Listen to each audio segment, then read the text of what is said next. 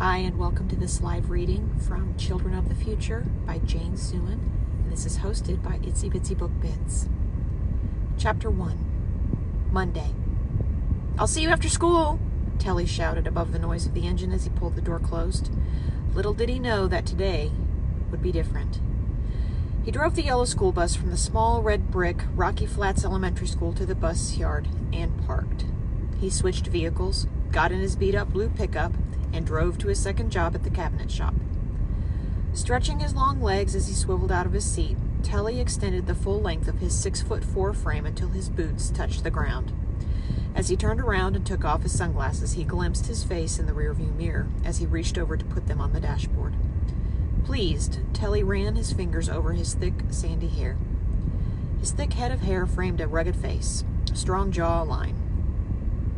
Working in the shop, absorbed in the hum and rhythm of sanding wood, his mind and body were focused and in sync, not missing a beat. Telly quickly lost track of time. Before he knew it, the day had flown by. Telly realized in a panic that he was going to be late picking up the kids at school.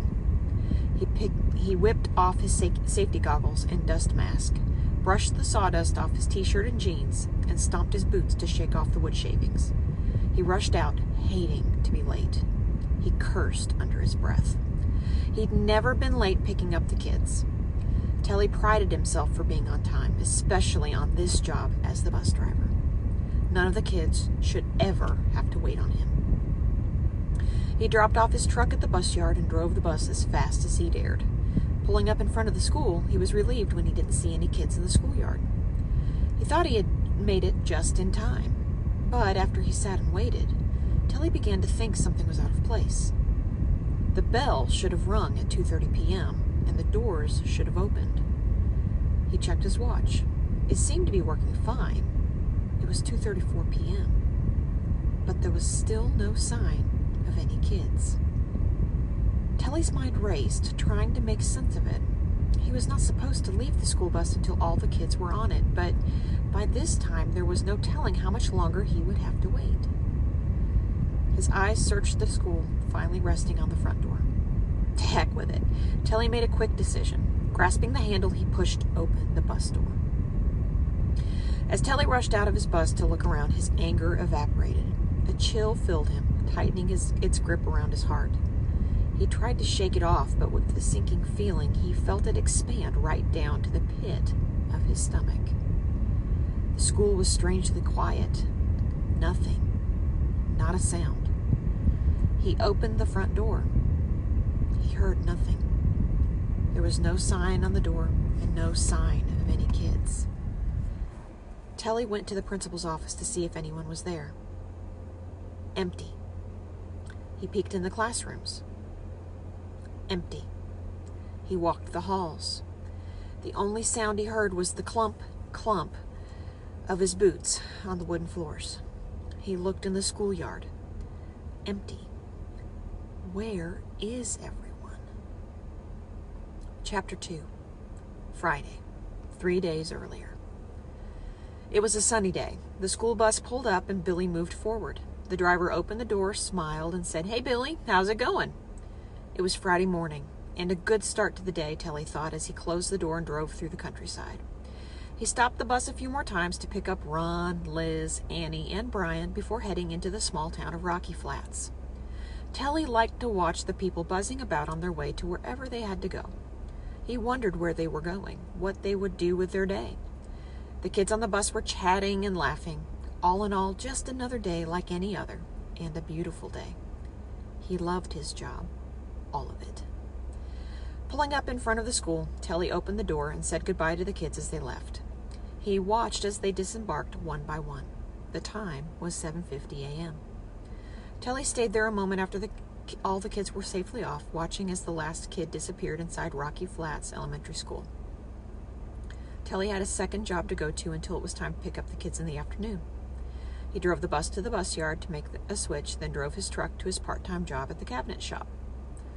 "How's it going, Telly?" Ray shouted across the room as he walked in. "Hey, man, doing okay." Telly shouted back as he pulled on his work gloves and got started.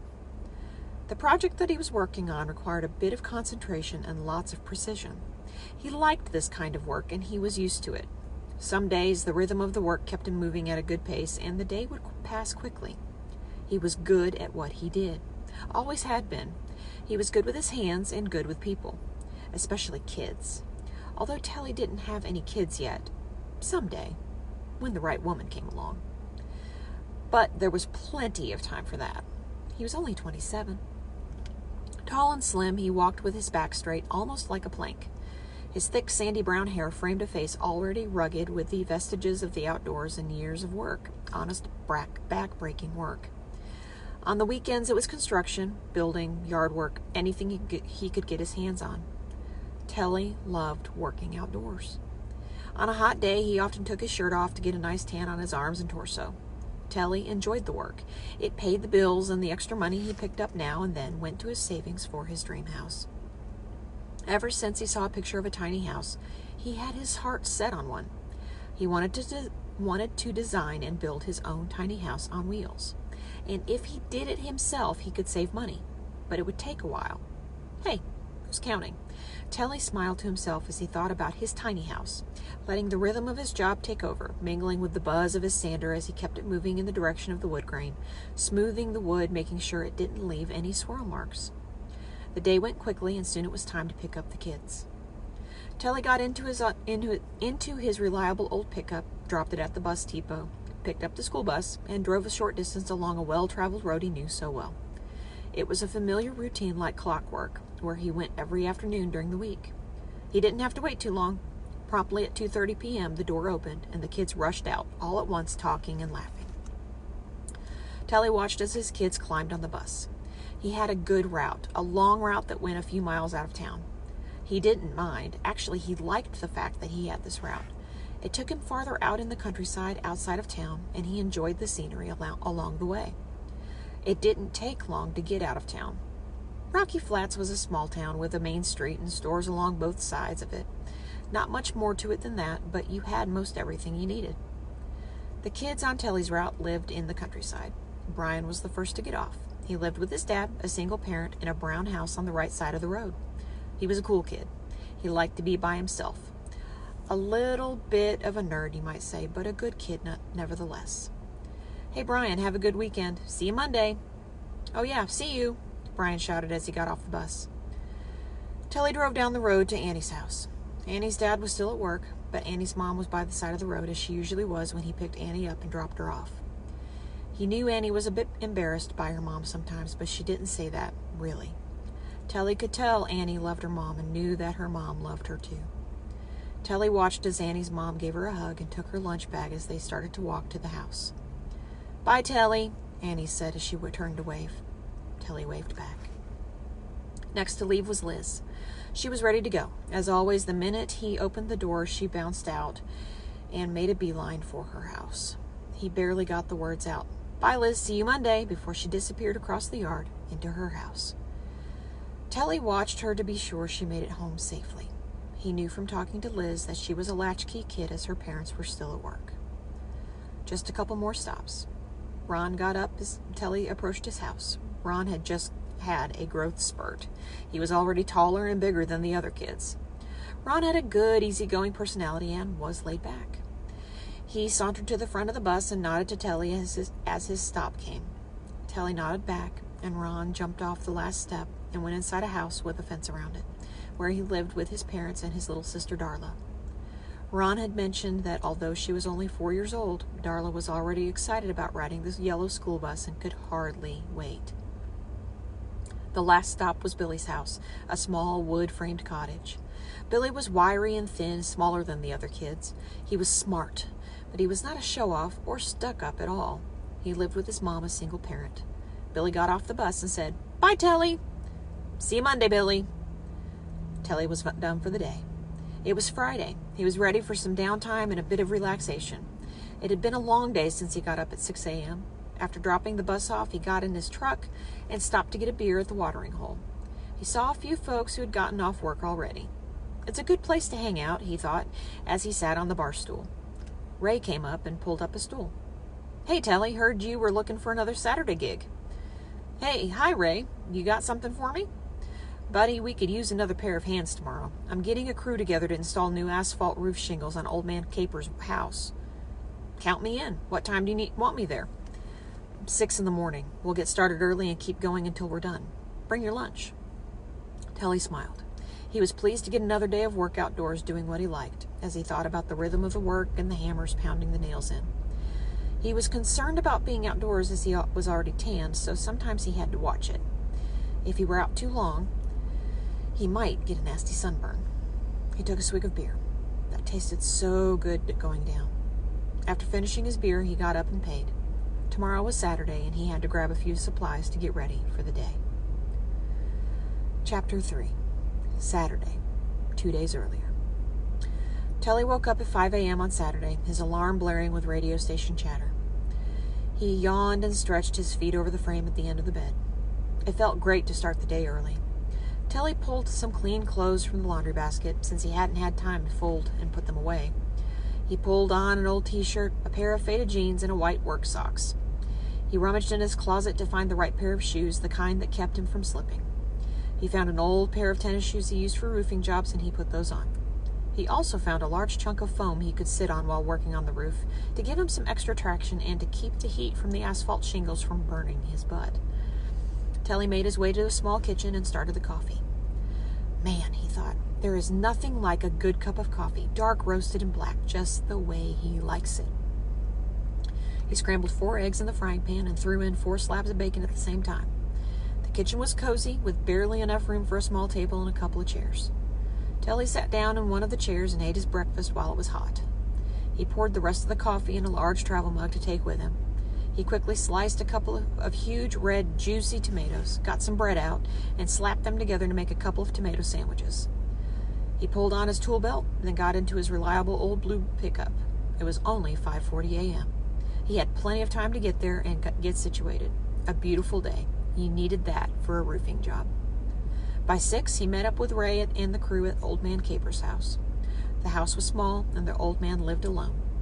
The shingle roof had been patched over the years, and it badly needed to be replaced. They quickly got started taking down the gutters first, then nailing huge sheets of blue tarp over the edge of the house, letting it hang over the side and on top of the lawn. They threw some boards on it to secure the tarp at the ends where it lay flat in the yard. Telly used a flathead shovel to remove the old shingles and easily popped the rusty nails right off along the old felt. The blue tarp was a time saver. All he had to do was to toss those old shingles and the old felt over the roof, and they'd fall on the blue tarp and slide down to the ground.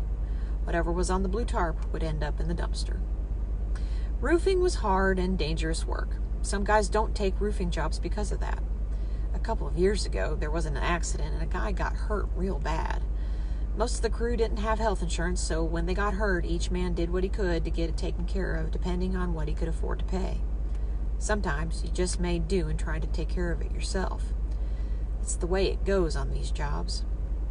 Telly was not too fond of heights, but he knew that if he thought about it, it only got worse. So Telly tried to not think about it, not to look down, and just concentrated on his job, what he had to do. Soon he was installing new felt, settled into the rhythm of the job, and into the routine. Bam, bam, bam. The air was filled with the sound of slap tackers stapling the new felt. The beauty of starting this early was to beat the sun for a few hours. They would work throughout the morning and take a late lunch. Nobody stopped unless you had to pee. Telly kept going, and soon it was time for lunch. He wasn't very hungry, but was glad to take a break. Telly ate his tomato sandwiches by his truck where he had parked it in the shade. He wiped his lips with the back of his hand as he savored the juicy taste with each bite of the thick tomato slices. He didn't want a heavy meal on a job like this. He took swigs from his coffee mug. He had kept it with him like an extra tool. When he finished, Telly rested a bit in the shade and chatted with the other guys. Ray was busy making sure they were on track and getting the job done. There was a bonus if they could get it done today. Ray had a good crew with mostly guys he'd worked with before, and they all knew each other. Roofing was not rocket science, but the quality of the work would show through. He didn't want to get called back in the middle of the night or any time when it was raining. Ray knew his job and had planned it out beforehand. There were a few problems he had to work through, but no real hitches. He liked working on roofs. It's a specialty that he had learned in his early days. This kind of roofing job didn't come too often, but the word had gotten around that he was steady, dependable, and did good work. Folks around here liked that, and liked him. Sometimes Ray tried out a new guy on a job to see how it went, and sometimes it worked out. It wasn't for everyone, though. He had been lucky so far. Actually, common sense had a lot to do with it. He checked people out a bit before he hired them. In a small town, you knew almost everyone. Every now and then, someone new came to town looking for work. Ray prided himself on being able to assess people and to get a feel for them within a few minutes of having met and talked to them. Today, he had a new man on the crew. A guy had just arrived in town and was looking to make a few bucks. All cash, paid at the end of the day. Ray had talked to him the day before and got the sense he would do an honest day of work and be dependable. The guy's name was Steve. He was scrawny and he looked like it had been a few days since he'd had a good shave.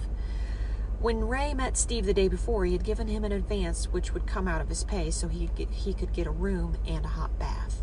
Steve seemed happy to be getting the roofing work today. Ray started him off on some grunt work, but Steve didn't seem to mind. He apparently had solid muscles under his shirt, and he was not a stranger to hard work.